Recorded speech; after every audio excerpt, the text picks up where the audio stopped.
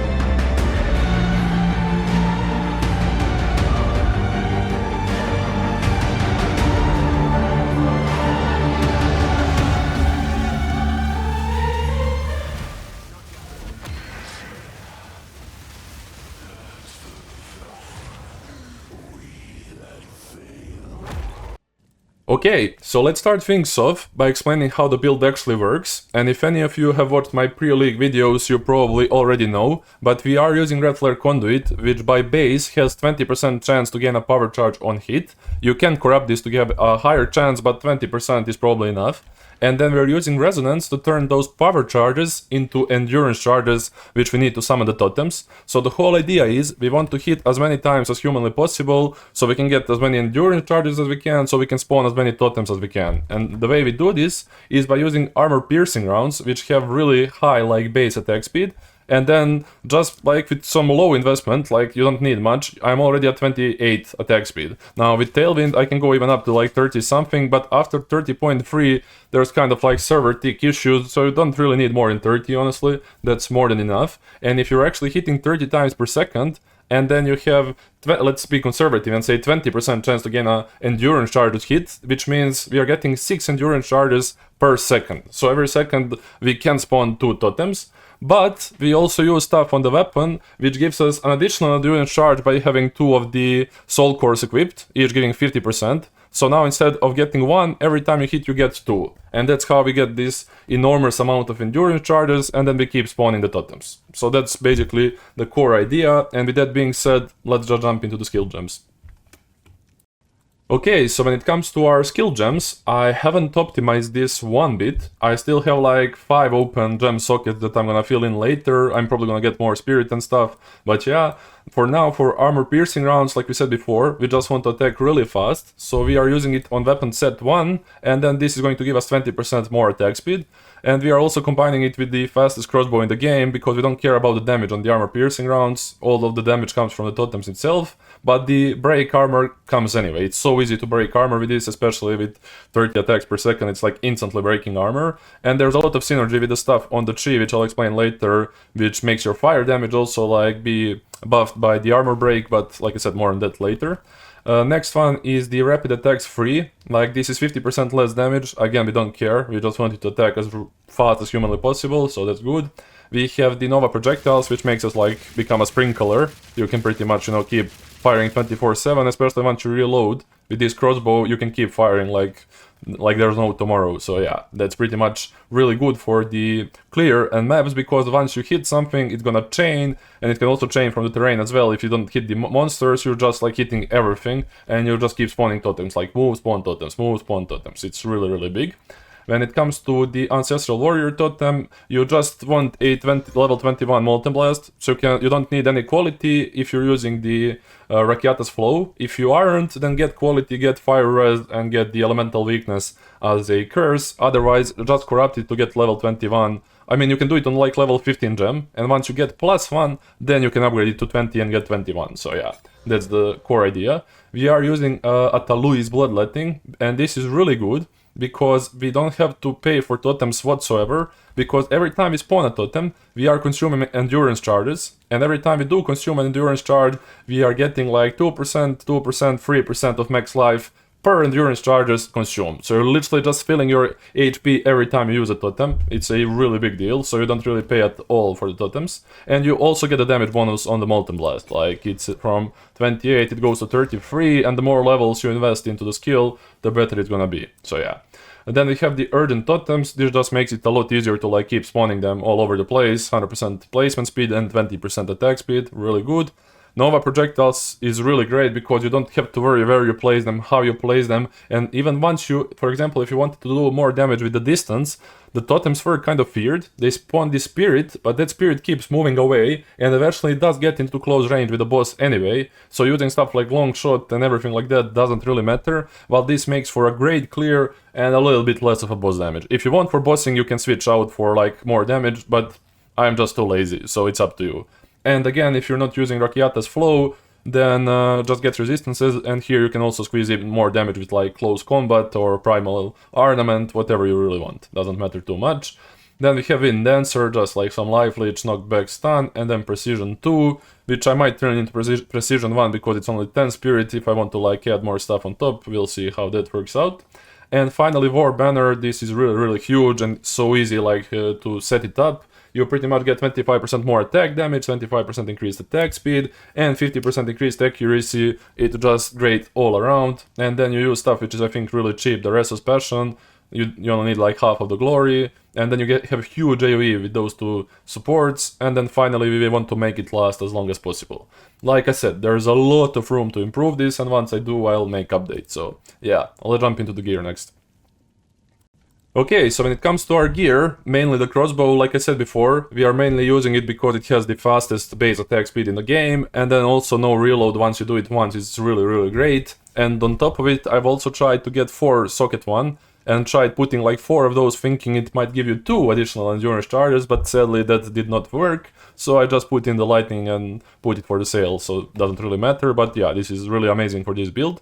And then for the body armor, like I said, you don't need a corruption. I pretty much just took one with the 3 sockets and the corruption on top of it, which was 3 divines, but 2% extra is not really gonna change your life, so don't worry about it. Just get one with 3 sockets, or if you want 24% chance for the power charge, it doesn't matter too much. And the good part about this is because our build is not really using mana for anything, because we don't really reload at all almost with the armor piercing, and we don't pay for totems anyway. I put like 20% of damage taken from mana, which is an extra layer of defense, which is really good. I just didn't feel like going 30% because sometimes you just go like coom for a second, and I don't think there's any need for it. 20% extra DR on top is great. For the helmet, boots and gloves, I pretty much just try to get as much evasion and deflection to see how much I can get. And good thing about the tailwind, you instantly proc the tailwind this. Even when you get hit by something, you only need like half a second to get it back to 10. And we are sitting at 54% with like, when we move we have like 13k evasion, and deflection we have like 58%. I'm thinking I might not even go like evasion at all. I'll see. I'll play around with this and see what works the best, but for now, this is just what I went for. Besides that, just resistances and the attributes if you need to cap. You can also go for dual wield, again with the Giant's Blood, and get even more HP, and the more HP you have, the more useful the recovery is, but that's just doesn't buff the single target damage too much. Outside of +6, extra projectiles don't really help unless they overlap, and if you go into the boss they're not gonna be overlapping, so it's really up to you how you wanna play it. But for now on my weapon switch I'm just using a big mace. Honestly, lightning damage is not ideal. You can get like either like physical with the accuracy, or you can just get fire or whatever, because we're not using Velaco anymore. But honestly, having a bit of flat lightning is not bad as well, because you shock on top of it, so it's fine I guess. Doesn't really matter, Rakiata is gonna invert everything, so it's fine. I guess it doesn't matter too much.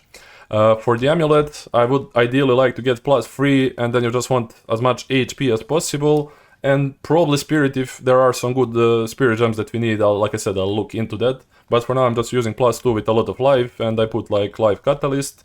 And my ring is terrible for this. This is like I said before, a mirror tier ring, but for this build it's useless. I mean, 40% increased lightning damage doesn't do much.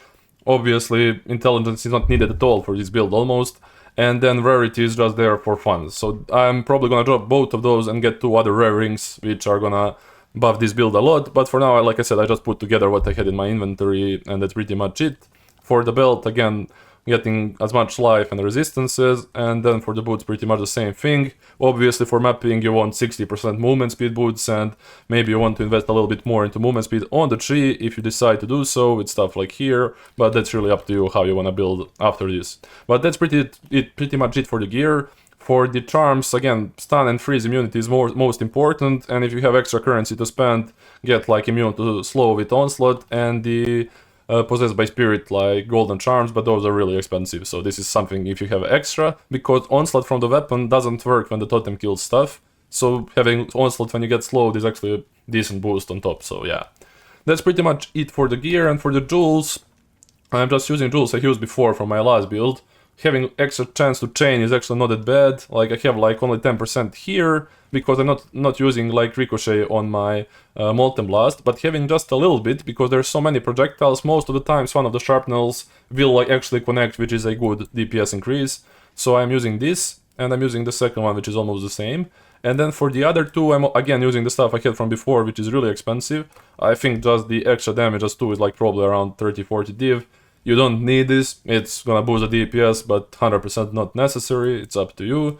And then I found this one for 1 divine, which is really cheap. Basically, I was mostly looking for this. You cannot be light stunned if you have been stunned recently, which is a node that you can actually get here. This is like pretty much having like an extra charm, a 4th charm. It's really good, because if something does stun you, you can't be like chain stunned. It's only like for a short period of time.